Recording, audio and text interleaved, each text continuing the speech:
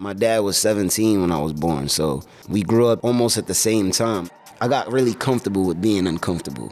I've never seen your daughters. Tell me about the thought process behind the secrecy. I just wanted them to have a childhood, really, man. Like, I didn't want them to have to deal with anything like that they didn't deserve.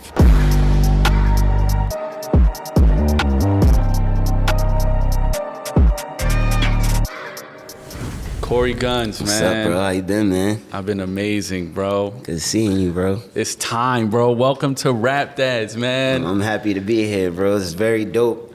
I have a high amount of admiration for what you do, and you show another side for artists. Like, you bring the humility. Everybody thinks that we're just basically not human, you know? Like, it's like we have families and things that we do outside of music or outside of any of the arts as well. So this is really important. That's why I love, you and your pops story. Shout I love to my seeing dad. y'all. Yeah, man. Shout out to Peter Gunz, bro. But first and foremost, tell us about your family dynamic. You have twins. Yeah, I just had a son as well. You just had a son. Yeah. Congratulations, man. There's a third generation of Gunz now. Yeah, it's my little dude, man. It's my little heart. Tell me about your relationship with your pop. Yo, me and my dad have a very unique relationship. Like, we grew up almost together. Yeah, man. My dad was 17 when I was born, so we grew up in almost at the same time. Like, he was very young, of course, and then plus, like, my dad would still be going out to play baseball and do things like that, and would have to bring me in the park with him, like to just still play baseball, do pickup games and stuff with his friends. My grandma raised me, so me and him, you know what I'm saying? It's a beautiful thing, but there's always a certain level of respect. And my dad, one thing I always credit my father with, regardless of whatever he had going on, whether it was, just like I was saying, a recreational activity or him working, I was there. Like, I remember going to the city with him when I was younger. He had a job at a cleaners, and I would be going to work with him some days. I would be going to the studio with him right after, or it would be times where I'd be going straight to school from the studio. Wow. Yeah, it would be those days, and I got, like, that's kind of why I am how I am with, like, the work ethic and like me just loving that environment, because I was literally raised up in studios, like, all the time. Word. Tell me about the things that your dad did to kind of make you a beast, bro. Like, I remember hearing you talking about, like, almost like a boot camp for rap. What was that like? It was nothing easy. Like, he was always kind of against wanting me to be a part of the industry. But it was like a 50-50, because he always wanted to support whatever I've done. So it's like, I love you, I'm gonna stand by you and support you for whatever you do. Right. But I know how fickle this industry could be. Right. I was the kid that I wanna go in the studio, I'll bring my toys or bring whatever, watch TV, but I would be listening in the other room while they're recording, because I can't be in the main room with them. Word. They're creating or whatever, so I would be in the lounge all the time, and I just got used to getting my notepad and writing and trying every time to make the cut, or every time. But listen to me. Time would pass, and I would be rapping his rhymes and doing stuff like that, and that's really how I learned how to rap. Like, he would give me people to listen to and study, basically, like all of the greats, all of the people that he listened to, and the people that stood out as individuals and that were really, like, different on a skill level. He made it his business for me to master as many styles and as many things as I could, so that way it's like, it's no excuse. If you really want to do this, I will be tested. Like, you really want to do this? Let's see if you could do it this way. What was that moment that that the light bulb went off, like, oh no, he's the one? I believe it was the summer. He pulls up, and I wasn't even out there at the time. I was, like, in the house. I was writing. And people were telling him, like, yo, you gotta hear him. He's out here every day. He's doing this. His people, like, he's making his moves. I don't know, somebody that was like, what? Like, he's like, what do you mean? Tells me to come downstairs. I go down. He just throws beats on. He's like, yo, let me hear something. I just rhymed for about a good 5 minutes straight, 10 minutes straight. And he's like, all right, here. He gives me like these 2 or 3 beats. And he's like, yo, this one, you could rap, just rap, write whatever you want to, like a freestyle. On these other two, I want you to make songs. So that was where I was about 14. That's what he was like, all right, write a song here about this, and on this one, you can write whatever you want. So I delivered the next day. And he's like, he brought me to the studio, and from there we were just going like so. Come on, bro. He gave you like the rap SATs, and then you just cooked them. He's never let me get it easy out. Like my dad is the one that'd be like, all right, cool. But he always does that. Like he's always done it, and it always kept me sharp. Like even when I was like if I do freestyles to this day, he'd be like, I don't know, man. This dude is kind of like he's like that. So now I'm like, oh, you don't. Is he Phil Jackson in you in that moment, you think? All the time. Wow. All the time. Like he in his heart of hearts, I know he knows what I'm capable of because he built me that way. But at the same time, it's like it's also like don't get too comfortable because one thing my pops always tells me that I keep in the back of my mind is always puncher's luck. Buster Douglas got Mike Tyson, dog. So it's like, don't ever get too comfortable with being on your high horse. I'm challenging myself every day. Like when my manager walked up on me today, I was just writing out front, across the street. I saw you for a minute. I was just writing across the street. So I always just try to do something to challenge myself or to just, I don't know. Like I'm a constant think tank with that stuff now. And that's kind of like, that's because of the way I was groomed, almost like. Is your dad like your rap conscience, like in your mind when you're writing a rhyme or when you finish a record? Are you thinking about what his take is going to be? All the time. Interesting. Him, because I know that with his guidance, everybody else, the stuff that I've been doing, and whether it's a freestyle records or anything that I've been doing up until now, the way he is. Like had me writing and the things he's had me doing, the way I was basically trained to do this, it hasn't failed. I feel like my dad is like the catalyst for what's dope. So if he hears it, he'll let me know like, yo, I don't know about this. So it's like, all right, now I gotta go in and go harder. Pause. I gotta do what I gotta do. The 10 Dad Commandments. That's right. All right. Right. This is the book right here, Fatherhood Through the Lens of Hip Hop. I made a lot of mistakes. Thank you for this. Right, thank you. You know what I'm saying? We needed it. Like I always tell people, it don't come with a rule book. I'm sure there's something in there that a new father can learn. I'm new in the game. That's why I needed your book, man. I worked at Atlantic Records. The biggest impression that time left on me was your fatherhood. Right. So I wrote this book this year, The 10 Dad Commandments. You were one of the big catalysts of that. You're in a couple of the chapters. Wow. Real quick, I want to refer to something that you do have in the book. It's called being a ride or die dad. And we always think of that as adults. The way I've applied that to my children is meeting them where they are. Where were you in your life when you became a father? When you found out you were going to have twins? Bring us to that moment. It was a shock, honestly. I was like I said, I was 20. So it was like I wasn't too young, but I wasn't like, I was still like, wow, like, and then twins at that is like, damn. So it was a blessing, man. Like I was just really, there was a little fear. Like there was fear of me.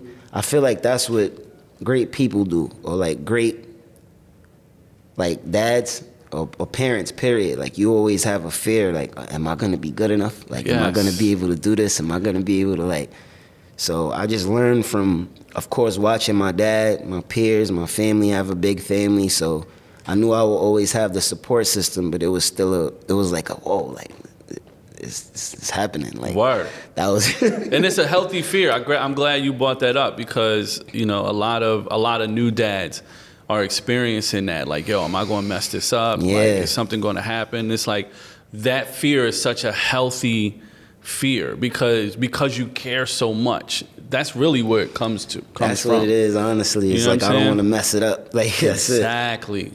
Exactly. So where were you career-wise at that time, too? 20? I was just still writing, doing music, but I was just trying to figure things out, honestly. Like just rapping. I wasn't signed. I didn't have anything really concrete going on. I was just really in the wind with everything, and Word. that kind of lit a fire into me as well. Like it has something has to give. Something got like, I'm not doing this just for me anymore. Right. So that was kind of like a thing that motivated me to step it up a notch. Like it's one thing to love something, but then it's like when it's time to like you got to put your boots on now. Like, Word.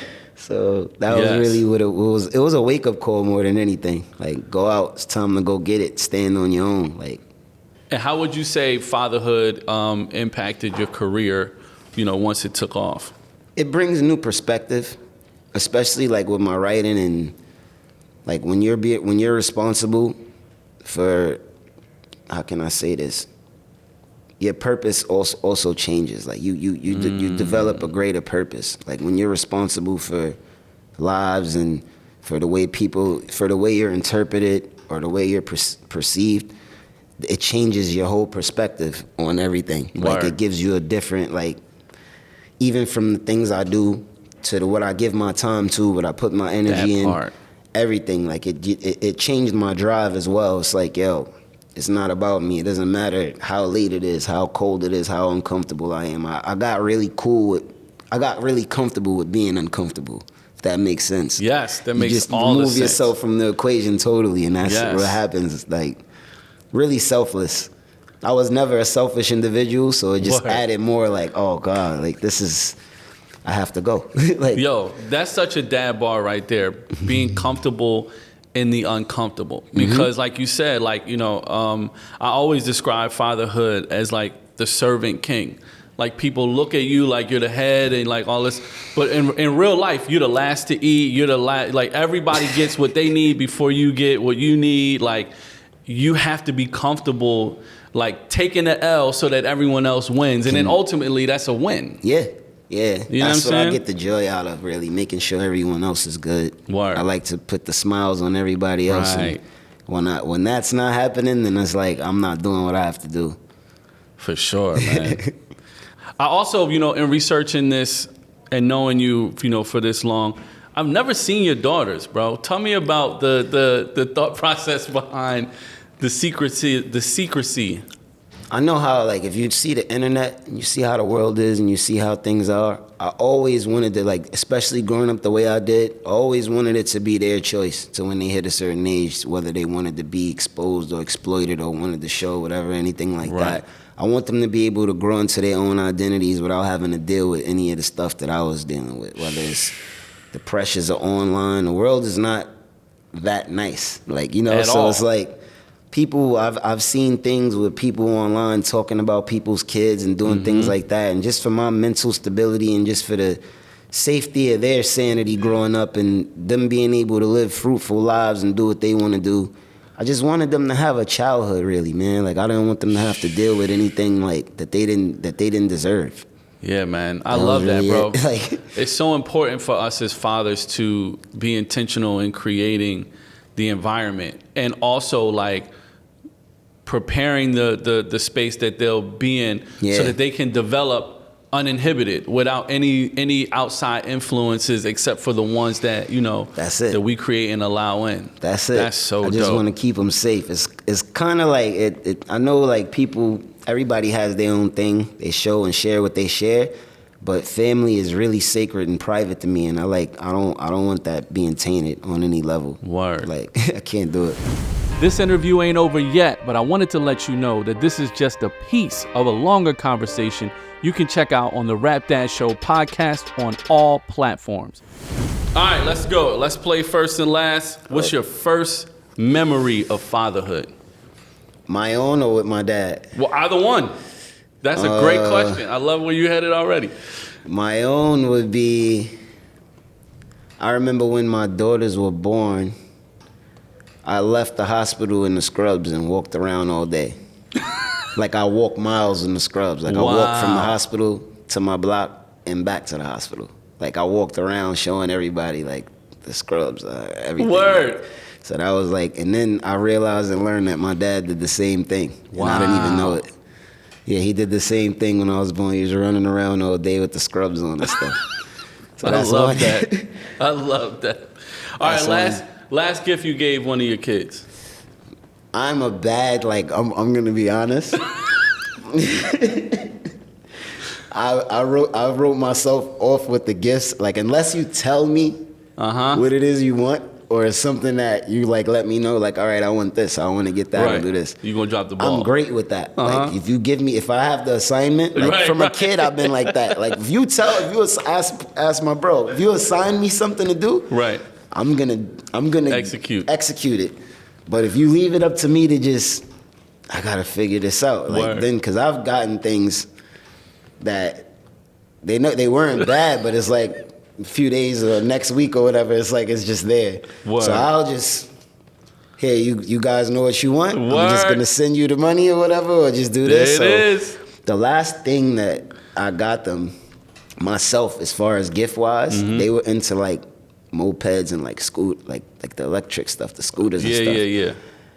And a couple injuries came after that. Snap. So I never I'm like, look.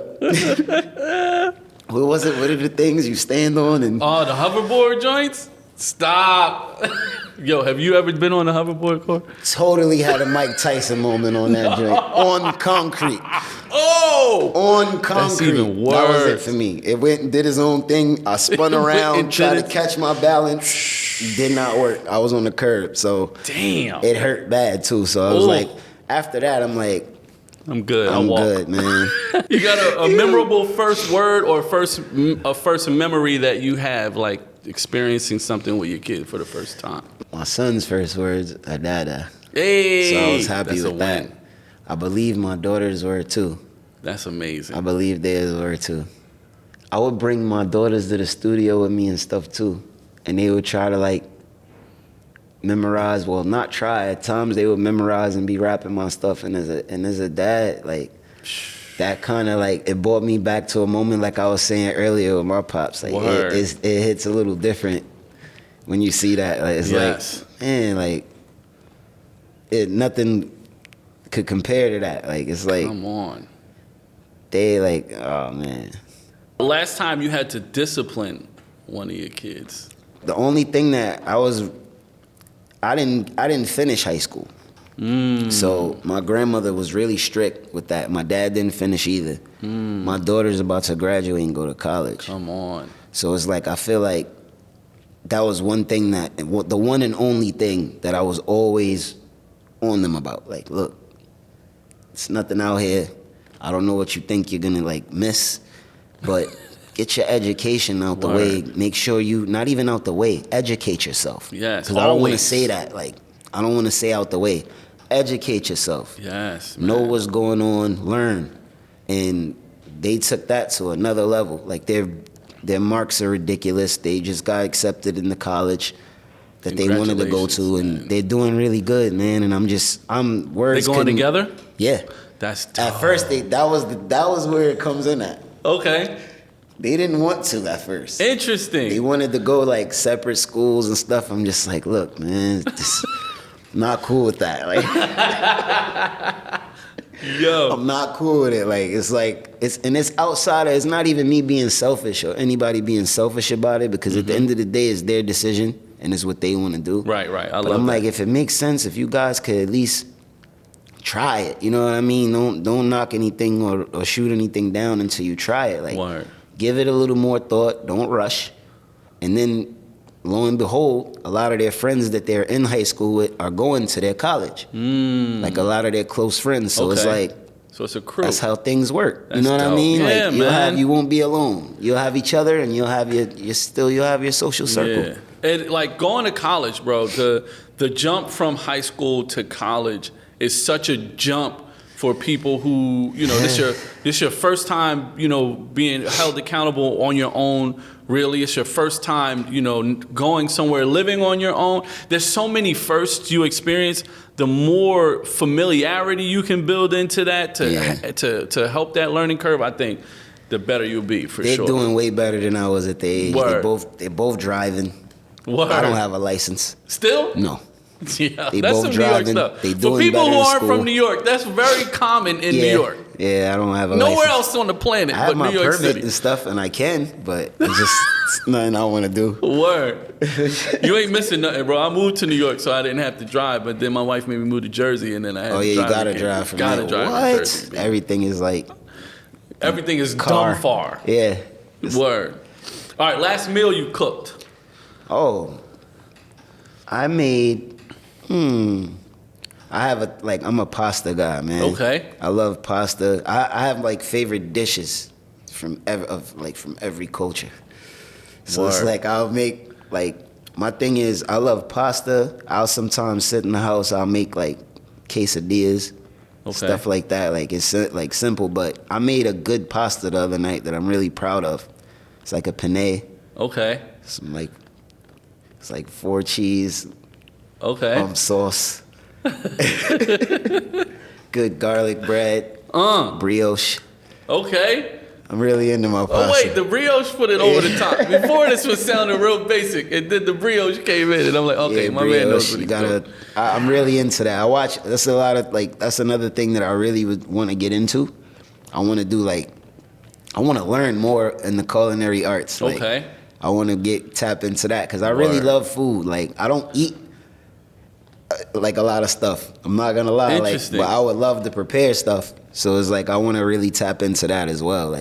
Figure out some sort of cuisine or some sort of things that I could really level it up on. I could make breakfast. I could make certain stuff, but pasta's my thing, and of course, there's certain other things I can make too. But I really like pasta. Thanks, man. That's it. I appreciate your time, bro, man. so much. I appreciate it. Thank you, and I really appreciate you guys considering me, and I'm really a fan, and I'm always going to be here for whatever you guys need, and I really genuinely appreciate this. Word. Thank you. No, next is the Peter Gunz episode. I'm going to tell him it's today. Gonna be the Gunz episode That'll with the be both awesome, of you. That'll man. be dope, bro. I appreciate that.